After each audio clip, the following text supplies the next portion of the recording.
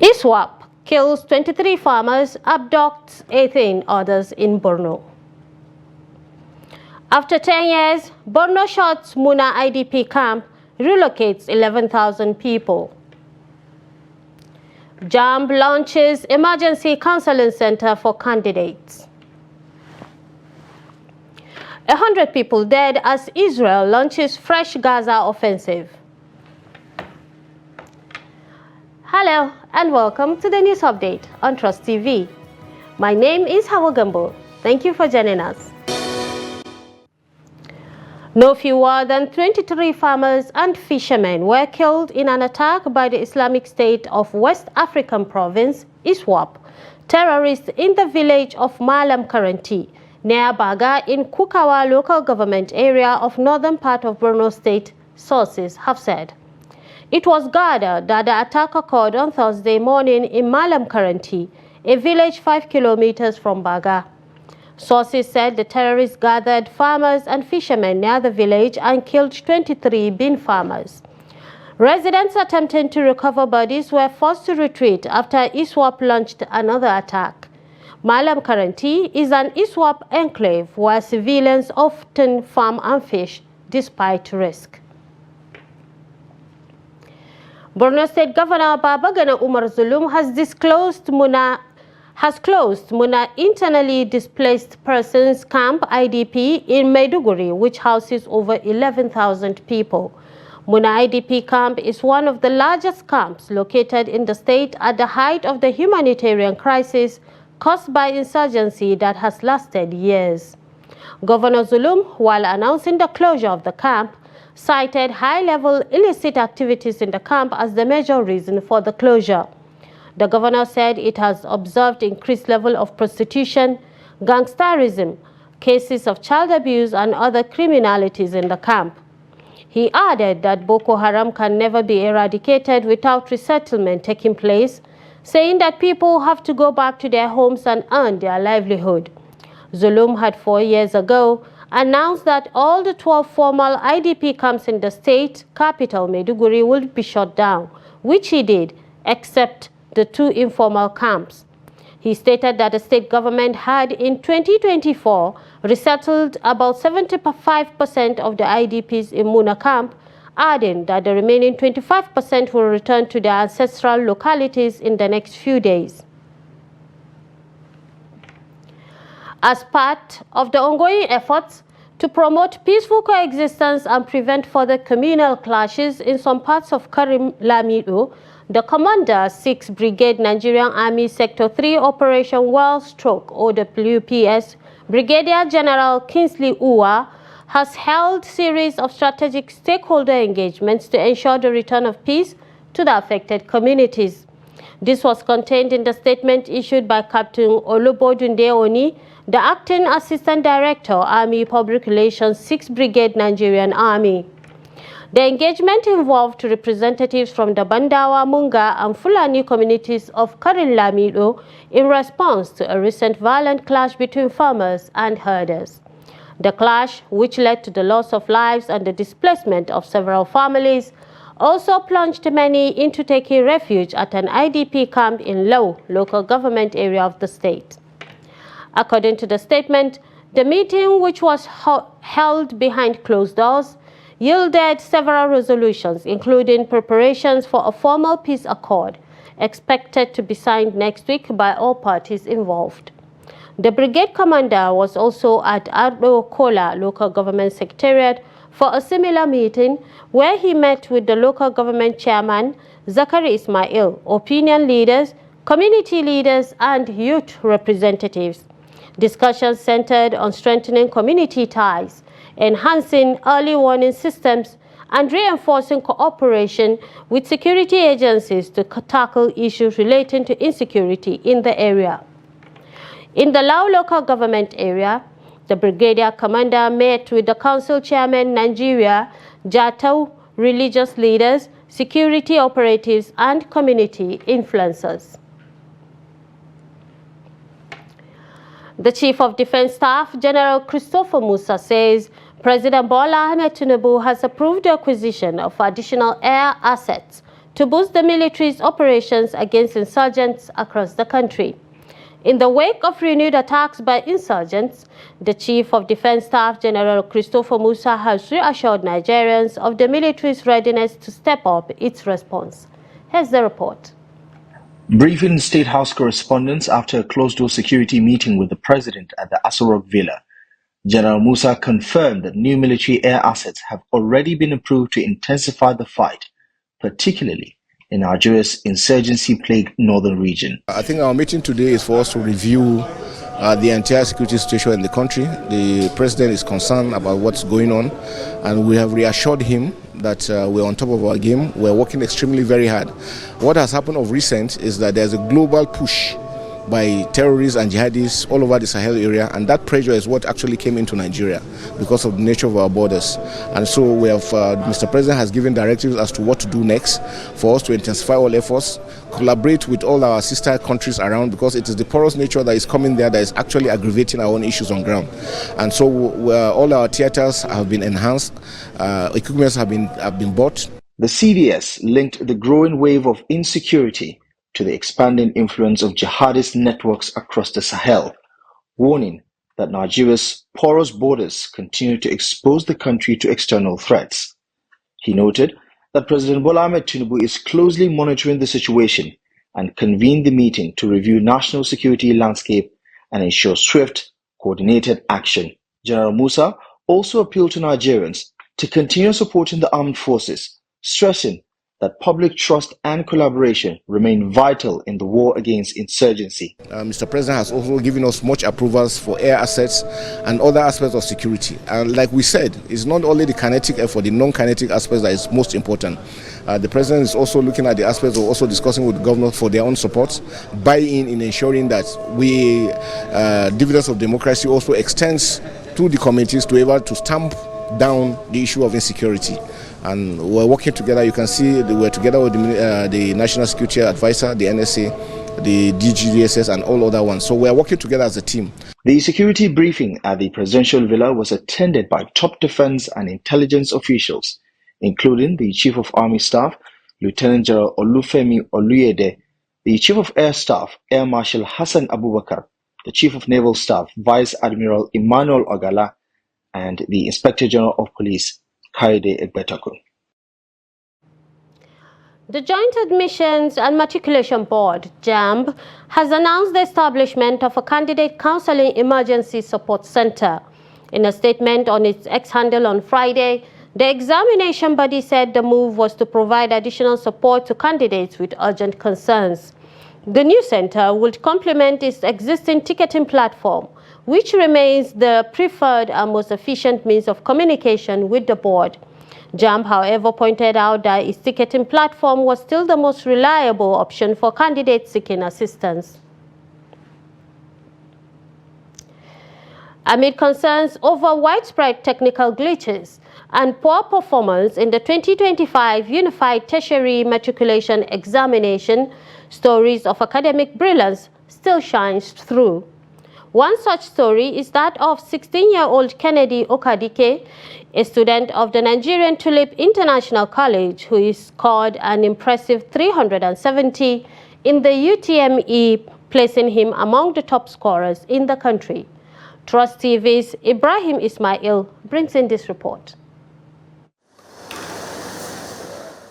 In a season marked by complaints and system errors that left thousands of UTME candidates frustrated, Kennedy Okadike stands out not just for his score, but for his discipline and drive.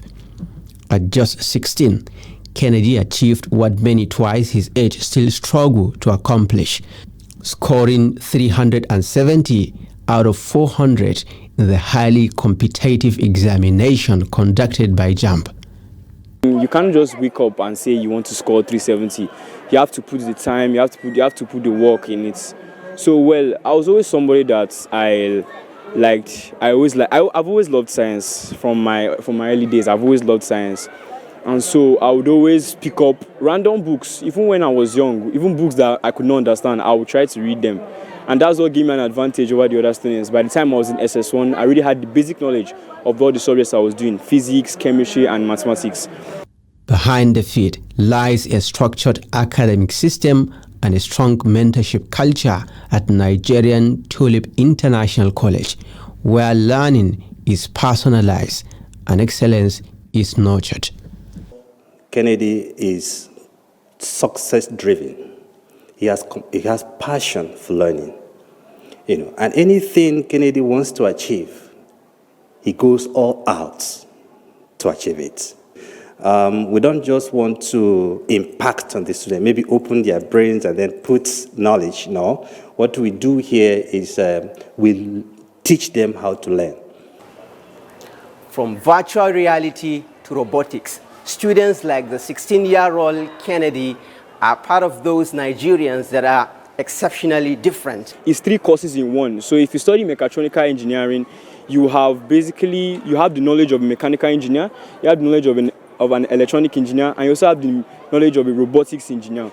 Another reason why I studied this course is because it matches my zeal. I want to be an inventor. I want to be someone that goes out into the world and makes things that make people's life easier. And that's what mechatronical engineering is. At a time when public confidence in the integrity and delivery of public examinations is under scrutiny, stories like Kennedy's serve as a powerful reminder of what's possible with the right environment and support. We also introduced the CBT in NS, which is the computer-based test, based on their choice of courses with the subjects selected. So on this note, it assists them to manage their pace in answering the question. So by the time they get to SS3, they're already a champion. So going for JAM, it will become a usual examination that have been taken in the school. In the face of a national conversation dominated by systemic failures and low candidate scores, Kennedy's story offers hope, a young mind rising above the noise, powered by intellect, focus, and belief. Ibrahim Ismail, Trust TV News, Abuja. The Nigerian Education Loan Fund, NEL Fund, says it will commence the expansion of its loan scheme to cover vocational and skill acquisition centers across Nigeria, starting with Enugu State. According to a statement released on Friday during a strategic engagement and sensitization campaign in Enugu State and attended by key officials from NEL Fund and the Enugu State government, the scheme will begin within the next 6 to 8 weeks.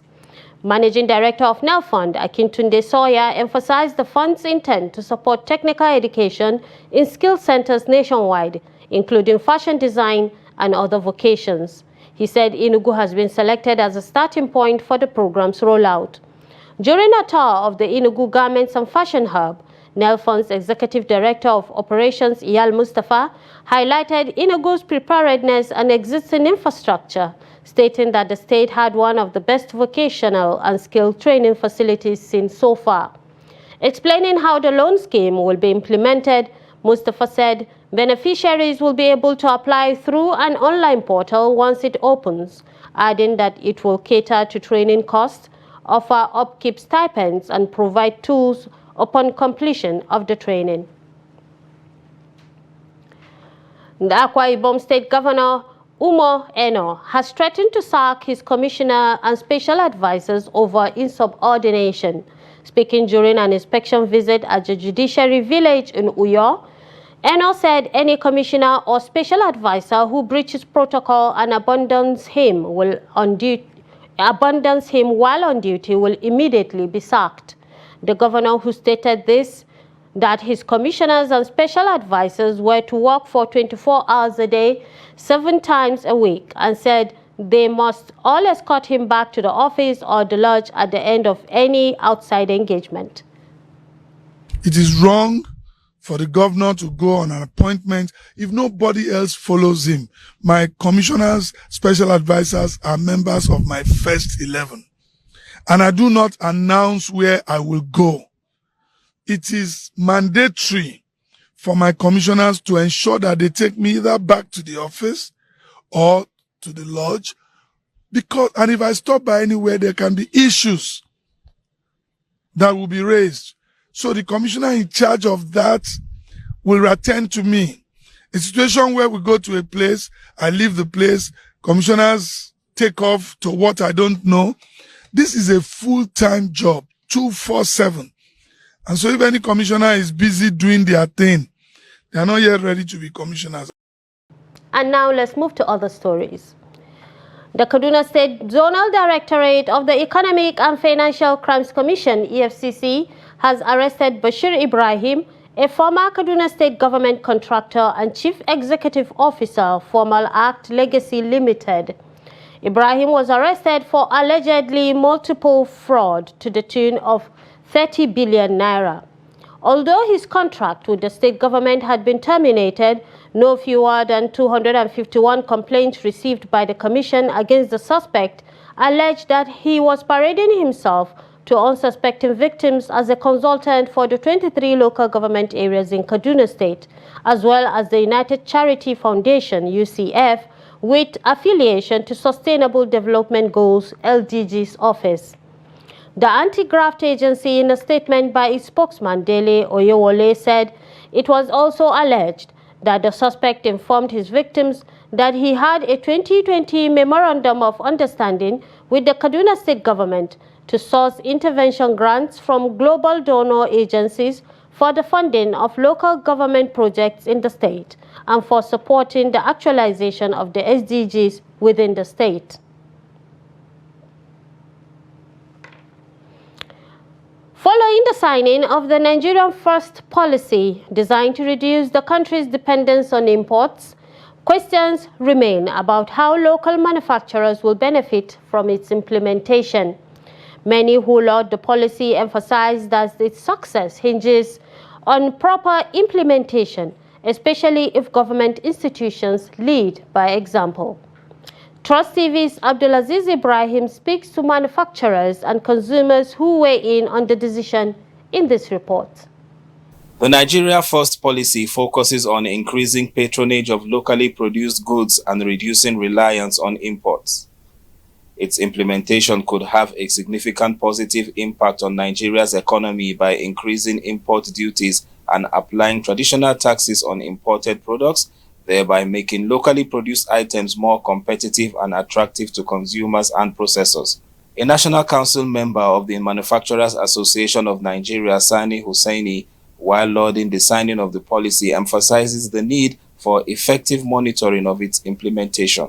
For example, I read the policy very, very well. What they were saying is, if for any government agency to patronize goods outside the one that is being produced in Nigeria, they have to seek clearance from the rule for public procurement. So our prayer is that government should be mindful, at least should put machinery in motion whereby they'll be checkmating the people that are implementing the policy. A lingering question we put to residents is whether the policy will encourage Nigerians to appreciate locally produced items or if they will continue to lean towards foreign goods. Well, made in Nigerian goods, there are some goods that they are good. And, it's a market. So there is too much competition in the market. So if they improve the quality of their goods, they will buy it, even from foreigners, they will buy the goods. So it depends with the quality of the goods. I think if we can be able to produce more goods in Nigeria and Nigerian patronizing it, I think we're going to have a very good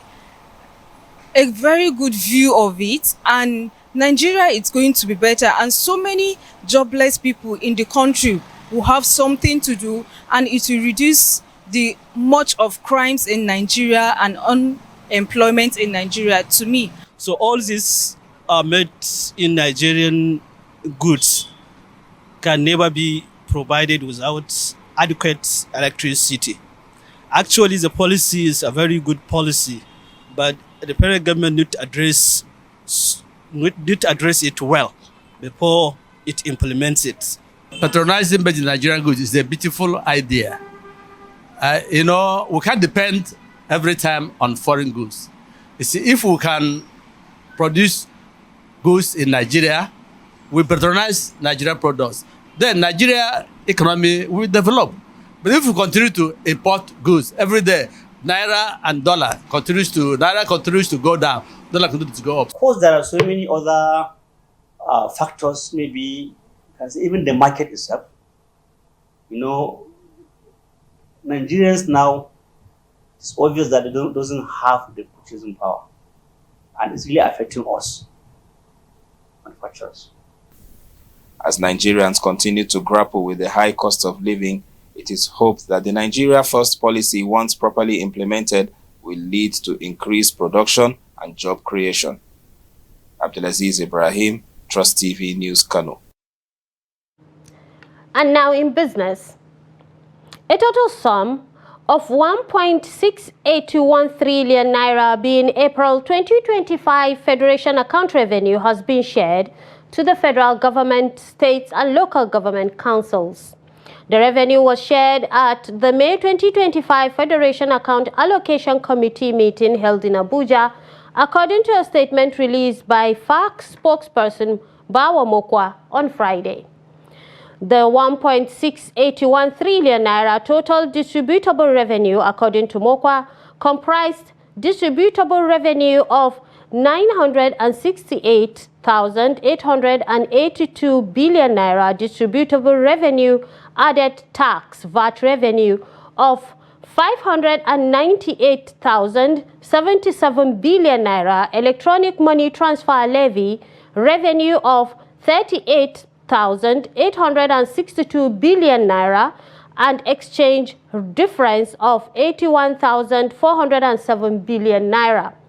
A communique issued by the Federation Account Allocation Committee, FAC, indicated that total gross revenue of 2,848,721 trillion naira was available in the month of April 2025. Total deduction for the cost of collection was 101,051 billion, while total transfers, interventions, refunds and savings was 166,442 billion naira. According to the communique, gross statutory revenue of 2,084,568 trillion was received for the month of April 2025, higher than 1,718,973 trillion naira received in the month of March 2025 by 365,595 billion naira. And now away from Nigeria, the Israeli military on Saturday said it had launched extensive strikes as part of a fresh offensive in Gaza, after rescuers reported 100 people have been killed in the besieged Palestinian territory. The army said on Telegram that the initial stages of the offensive, known as Operation Gideon's Chariot, had begun. The operation was part of the expansion of the battle in the Gaza Strip to achieve all the war objectives, including the release of the abducted and the defeat of Hamas, it said in a post in Arabic. A separate statement in English, as reported by AFP, said the army was mobilizing troops to achieve operational control in areas of Gaza Strip. Gaza Civil Defense Agency said Israeli strikes on Gaza had killed 100 people on Friday, while the army said its forces had struck over 150 terror targets throughout the Gaza Strip in 24 hours. Israel resumed its military offensive in Gaza on March 18th after a 2-month truce in its war against Hamas, which was triggered by an attack by the Palestinian group in October 2023. And now in sports, 18 teams will compete in the final of the 2025 Olumide Ayodeji Intercollegiate 3x3 Basketball Championship, scheduled for June 9th to 21st at the National Stadium in Lagos. After weeks of zonal qualifiers involving over 100 institutions across Nigeria's 6 geopolitical zones, the final 18 team will battle for the title of Kings of 3x3 in Lagos. From the Northwest, Ahmadu Bello University and Bayero University Kano qualified. The North Central will be represented by Federal University of Technology, Minna, Ibrahim Badamasi Babangida University, Lapai, and College of Education, Minna. Representing the Northeast are College for Legal Studies, Yola, Federal College of Education, Yola, and American University of Nigeria, Yola. The Southeast will be represented by Obafemi Awolowo University, Lead City University, and Ladoke Akintola University of Technology. From the Southeast, Caritas University, Institute of Management and Technology, Enugu, and University of Nigeria, Nsukka qualified.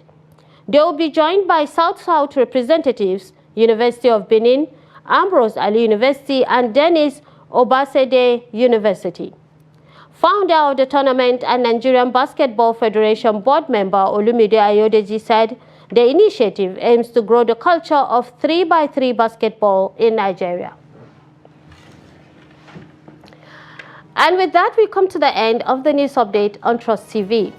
Do not forget to follow us across all media platforms and subscribe to our YouTube channel for a constant live stream of programs and documentaries. My name is Habu Gambo. Thank you for joining us and see you next time.